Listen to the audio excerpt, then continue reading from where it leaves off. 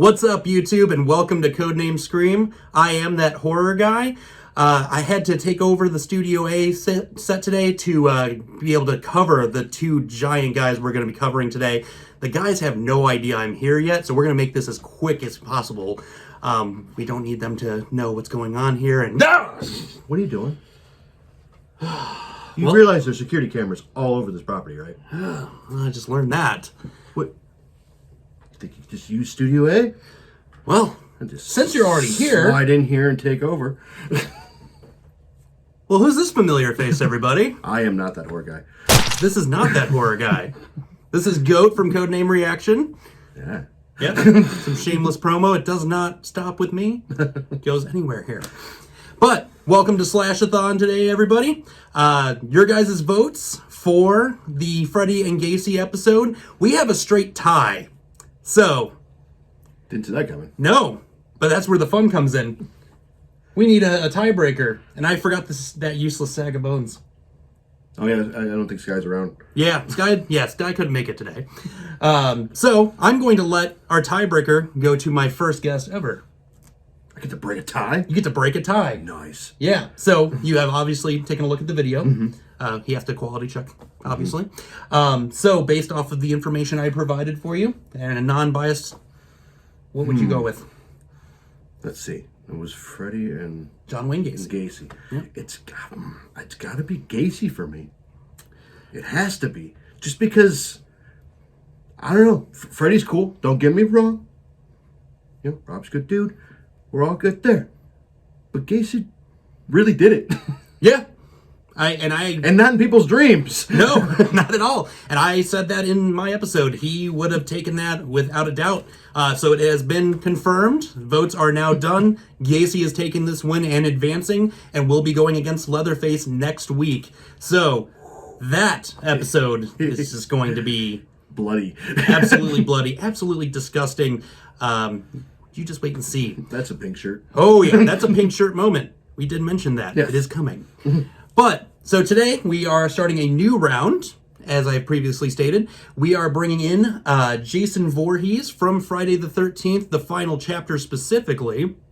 And then representing our true crime, terrible person, we are bringing in Edmund Kemper, one of the most disgusting serial killers I've ever done for research to date. Did you learn a lot? Learned a little bit too much, even. So you guys know how this is going to go. We're just going to discuss the two a little bit, and then we'll get down into the points side, and we'll go from there.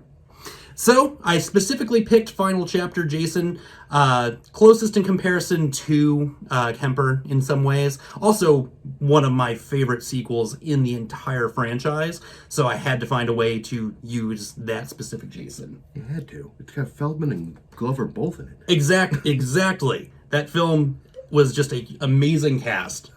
It's so 80s. It's such an 80s cast. And it's just perfect. As he had stated, we had Crispin Glover, we had Corey Feldman in it.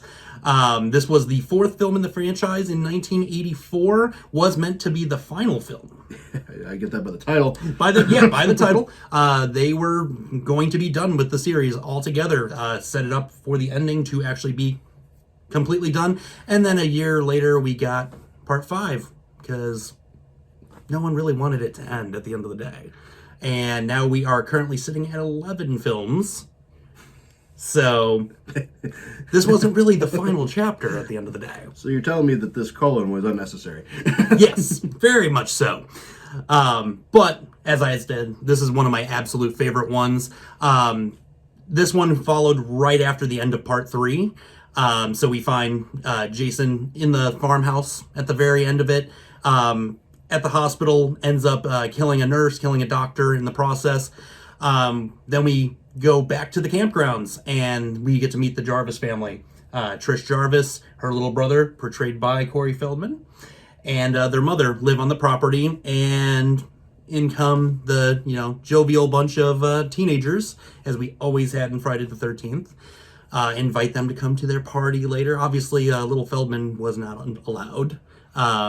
He was privy to some things he probably shouldn't have seen even.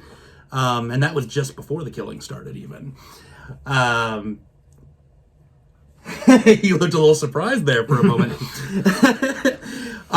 But as the Friday the 13th movies are known for, they're just over-the-top kills, a ton of TNA. Like, that's just... Over-the-top kills, under-the-top clothing. Exactly.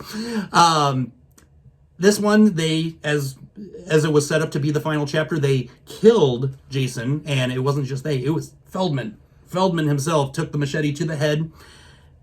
Head falls down to the end of the machete. He's hugging his sister. Oh my gosh, we made it. He sees the hand move. He grabs it and just starts going to town on him. And just chanting, die, die, die. And we cue to the hospital scene at the very end. Trish is in the hospital with Tommy. They're embracing. Oh, it's so loving. And then we get the evil look. And the reason that was set up was, even though this was to be the final chapter, it was meant to be somewhat of an Easter egg. They wanted to actually continue on, in a sense, with Tommy being the new Jason. They wanted to be kind of like a possessive entity taking it over, similar to what Michael Myers had with The Curse of Thorn in the 3 in between films we don't really talk about. So similar concept there. They attempted it with part 5, and as poor as part 5 did, that's why Jason comes back in 6. So they were setting up for a spin-off as a safety net. Yep, exactly. Okay. Yeah, it was intentional. Feldman did come in to do a cameo in 5. He was only able to come in for that cameo because right at that time he was shooting the Goonies. So he was a wanted commodity in multiple places. 2 very different films. 2 extremely different films. And he's even said in interviews how, as much as he loves what the Goonies did for him, he much preferred to have been on that set instead. So that says a lot. So he just wanted to be in Crystal Lake. But a little bit about Jason. Jason drowned as a little boy. His mother had... seen this happen. The camp counselors were too busy doing illicit substances and each other. And so in part 1 was actually her doing all of the killing. And then we see him for literally a brief moment when he pulls Alice out of the boat. We get him as Jason in 1981, part 2, where he wore the potato sack as a mask. In part 3, which then came in right after, is when we got the iconic hockey mask and him as the Jason as we That's good. I'm glad he got into that program. Yeah, same here. Yeah, seems really fitting. This franchise actually has the biggest body count in all of horror history, sitting at 181 kills. Ow. Yeah, it's quite a bit. The highest body counts coming from parts 9 and Jason X, well over 20 kills per film. This one that we picked out specifically had 14 on-screen kills and 2 off-screen. They consider the one isn't necessarily off-screen. It's the hitchhiker. The banana gets jacked from behind, and you just see the banana being squished in her hand. Not necessarily off-screen. We know what's going on, so... Implied. It's implied, but it's not really, because you're kind of still seeing it. So 12 on, 1 off, and 1 implied.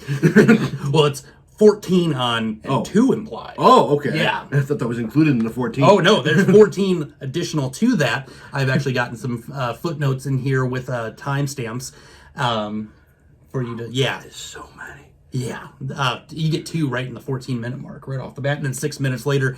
That was, for a while there, the producers and the directors wanted to have it to be where there either had to be a gag of some type, a skin of some type, or a kill of some type every 9 minutes. That was the whole formula behind these films, and clearly, by the death count here alone... They stayed on schedule. They stayed right on track. So, in between each one of those is something...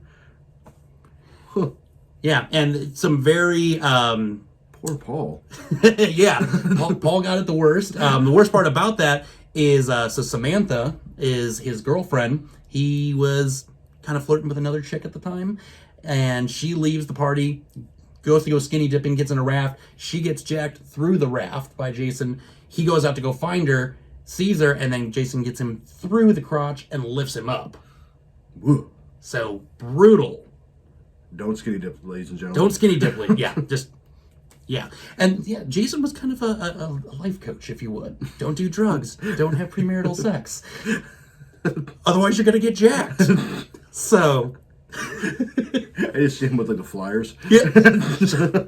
Having really teenagers? I've got you. But as I previously mentioned, this film was amazing. My favorite being Part 9, Jason Goes to Hell. That one had the most body count at 29 kills. I did not pick that one specifically because Jason only appears in mirrors and briefly in the beginning and at the end of the film. Oh yeah, I forgot. Yeah, he's. Yep. So they kill him. He's not there, but he's there. But yeah, and then his spirit essentially is transferred to other hosts. I thought that was a really cool take, personally. So he's just an unstoppable killing machine until Part 4, where he was stopped by young Feldman. Good job, buddy. And that's a Goonies training. Yeah, right.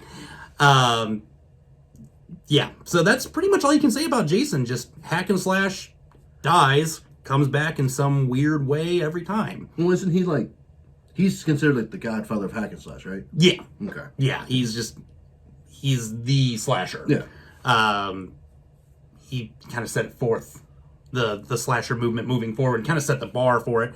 And in '84, when this movie came out, that was right around the time the prime of the slasher film had hit a massive decline at that point. Censorship became a lot more strict, and Freddy was actually the one that reinvented the whole genre.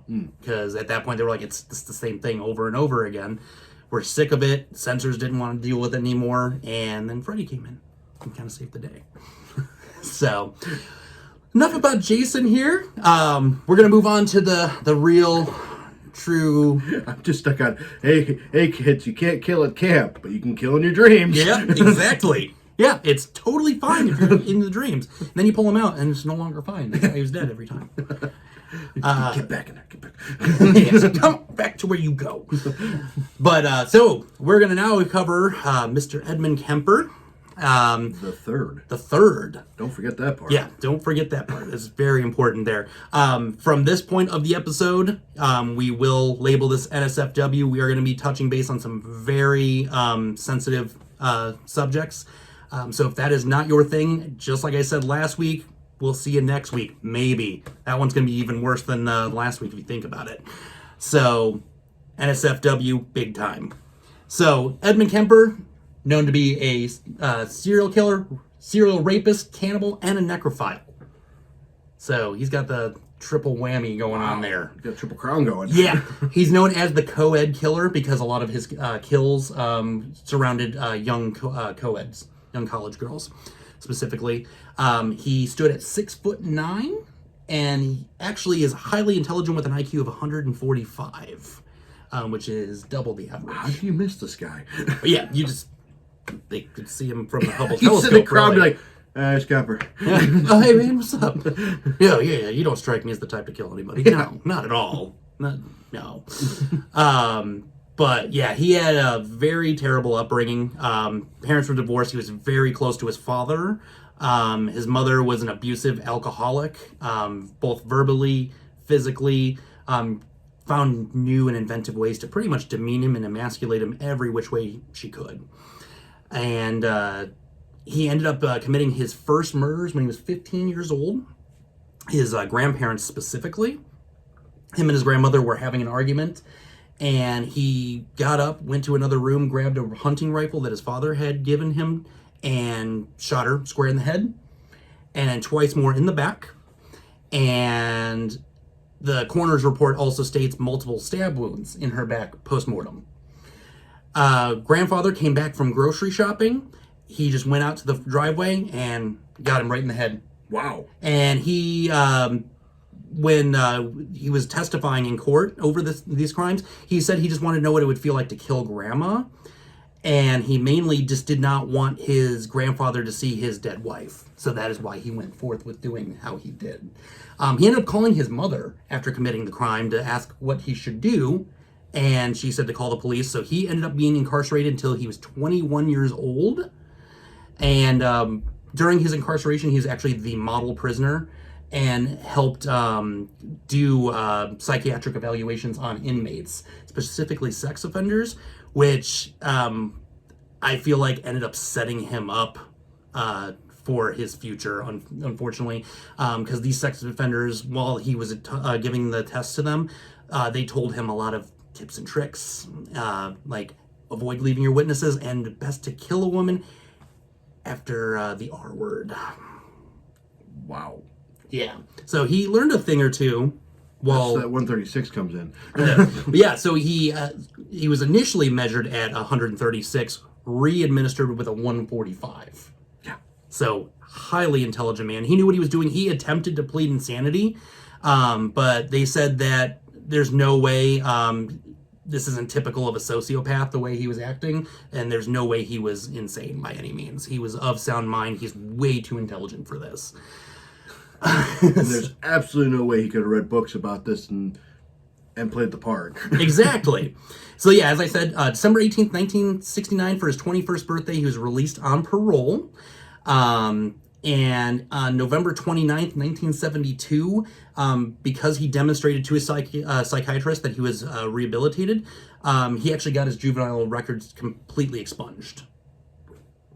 Wow. Yeah, so he got away with it. Yeah, it's losing faith in the system here. Yeah. If you didn't have faith before, you shouldn't now. He ended up holding a bunch of small jobs until he got his main job working for the California Department of Transportation. At the time, it was called the State of California Division of Highways. Just an odd job for a guy with that intelligence. Exactly. Yeah, definitely playing down the part. Yeah. He did live with his mother during the time. Their relationship continued to be very rocky. He actually has a quote specifically that my mother and I started right in on horrendous battles, just horrible battles, violent and vicious. I've never been in such a vicious verbal battle with anyone. It would go to fists with a man, but this was my mother, and I couldn't stand the thought of my mother and I doing these things. She insisted on it, and just over stupid things. I remember one roof raiser was whether I should have my teeth cleaned. Wow. Yeah, and so she was just picking fights to pick fights. Yeah, she was just going for it. He then eventually did move out, but regular visits, regular calls. Those visits were surprised, unasked for. So it's a very overbearing, controlling mother. If you don't notice a theme by now with who we've covered at this point, there's always some form of abuse factor, overbearing parent, which I feel was the motivation for him specifically. As I've said with Gacy and even with Geen in the first episode we did, with that overbearing parent, that definitely is motive. Also, they are brought up in such a way they don't know any better. They don't have the humanity. They don't. That's their normal. That's their normal. So doing what they're doing, yeah, it's terrible. But now we're gonna fast forward a little bit, and between 1972 and 1973 is when Kemper murdered an additional 8 people. His MO was picking up hitchhikers from the university, take them out to an isolated area where he would shoot, stab, smother, strangle them. Then he would take the bodies back to his home, where he would then decapitate them. The decapitated head he would force oral with the severed head, have intercourse with said corpses, and then dismember said corpses, and then dispose of them. So that's a lot of work. It's a lot of work. But during that roughly year, he killed 5 college students, a high school student, his own mother, and his mother's best friend. You can actually look these crimes up. We're not going to get into too much grisly detail here. One, as much as I labeled this NSFW, I'm not covering some of this. It's just with his MO there, I can imagine it's going to get a little more rough. Yeah, a little bit more rough, and especially when you involve a 15-year-old high school girl. This is YouTube. Yeah, this is YouTube. So I did want to specifically go to the mother kill, because that one I feel was the most important for him, because all of his victims leading up to his mother, he always went looking right after her and him had a fight of some type. He actually was known to have taken over 150 different hitchhikers before he started killing and going into his zapples, as he called them. That was what his terminology is. Yeah, a man of that intelligent caliber called it zapples. So Interesting term to pick. yeah, definitely playing down that part a lot more. Dude was a lot more intelligent than any of us in this room, by far. He's on YouTube. Yeah, exactly. So yeah, April 20th, 1973 is when he ended up killing his mother. He waited for her to sleep, then went into her room, bludgeoned her with a claw hammer, slit her throat with a knife. He then decapitated her and went through the MO, which we're not repeating again. But then he, different here, used her head as a dartboard. He stated in testimonies that he put her head on a shelf, screamed at it for about an hour, threw darts at it, and then ultimately smashed her face in. He cut out her tongue, her larynx, and attempted to put them in a garbage disposal. The garbage disposal was not able to break down the tissues, and it ejected back up from the sink. He has gone on to quote that it seemed appropriate as much as she bitched and screamed and yelled at me over so many years. I'm with them. Yeah, so this was something building up. After that kill, he hid his mother's corpse in a closet, went to a bar, and when he went to that bar, he came across her best friend in the entire world, Sally Hallett. He invited her over to the house. When he invited her, he strangled her to create a cover story that the two of them had gone away on a vacation together. He put his mother's best friend's corpse into a closet, and then left a note for the police. And that note said, approximately 5:15 a.m. Saturday. No need for her to suffer anymore at the hands of this horrible, murderous butcher. It was quick, asleep the way I wanted it. Not sloppy and incomplete, gents. Just a lack of time. I got things to do. Wow. Yeah. He ended up fleeing the scene, drove 1,000 miles out to Pueblo, Colorado, so way away from where he was at. Made that entire drive in one run, taking caffeine pills to stay awake, watching the news, and waiting to see if the crime had made the news. It had not. But he finally decided to call the police department and admit to guilt of the killing his mother and her best friend. They didn't take it seriously, told him to call back later. So he had to call back a few hours later, but he got a police officer that he knew on the phone and told him, and he confessed to the other murders on top of it, and then they brought him in after that. So it took... It's like the equivalent of, like, getting likes on your Instagram photo. Right? So he did get quoted in an interview as to why he did turn himself in. That quote, the original purpose was gone. It wasn't serving any physical or real or emotional purpose. It was just a pure waste of time. Emotionally, I couldn't handle it much longer. Toward the end there, I started feeling the folly of the whole damn thing, and at the point of near exhaustion, near collapse, I just said to hell with it and called it all off. Huh.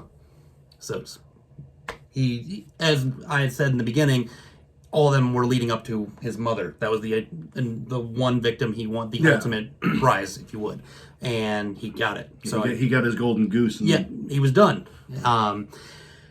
Goes into trial. He was indicted on 8 counts of first-degree murder. They attempted to have him plead not guilty by reason of insanity, at which point they brought in 3 court-appointed psychiatrists and found him legally sane. Oh, yeah. Yeah. But during their evaluations, they actually relayed back to the courts that he engaged in cannibalism, that he sliced flesh from the legs of his victims, cooked and consumed them in a casserole. So, if you thought it was bad before, it just got worse, ladies and gentlemen. So,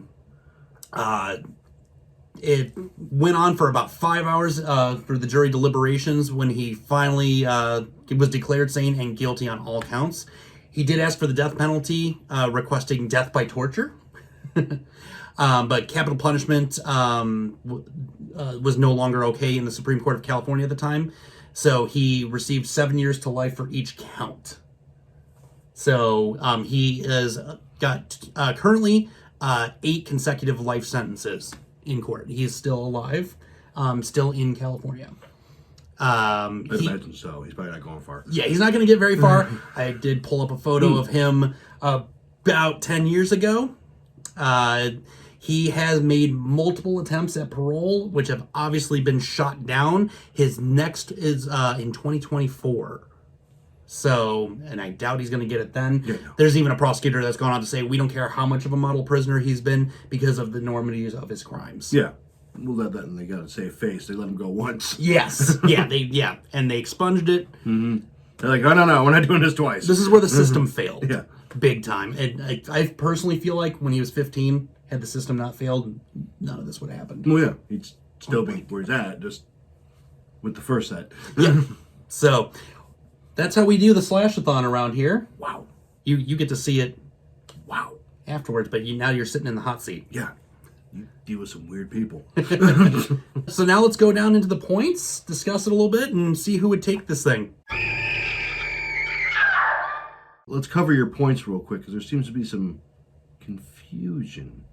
Yes, there has been some confusion here and there. If you notice in the logo, if you don't notice, well, now you're going to.